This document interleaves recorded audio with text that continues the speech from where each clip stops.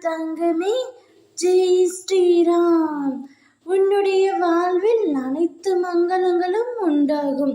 பயம், கவலை, விரக்தி உன்னை இப்பொழுது ஆக்கிரமித்து கொள்ளாமல் இரு. இவை என்றுமே உன் வளர்ச்சிக்கு தடையாக இருக்கும் என்பதை மட்டும் உன் நினைவிலும் மனதிலும் பதித்துக்கொள். காலம் என்பது பொன் போன்றது.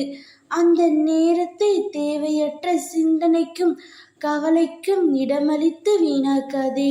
நீ உன் வாழ்க்கையில் ஒவ்வொரு நொடியும் உன்னை விட்டு சென்ற உறவுகளை பற்றியோ அல்லது ஏதாவது ஒரு சிந்தனை உன் மனதில் ஆழ்படுத்தியோ உன்னை நீயே காயப்படுத்தி கொள்ளாதே. அதனால் உன்னுடைய நேரத்தையும் வீணாக்கி கொண்டிருக்கின்றாய். எல்லோருக்கும் வாழ்க்கையில் ஏமாற்றம், துரோகம், தோல்விகள் எல்லாமே இருக்கத்தான் செய்கின்றது. அதையெல்லாம் பொருட்படுத்த கூடாது.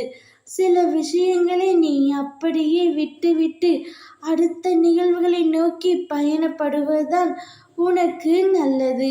ஏனெனில் உன்னை சுற்றியுள்ள சில பிரச்சனைகளுக்கான தீர்வு உன்னிடமே இருக்கின்றது.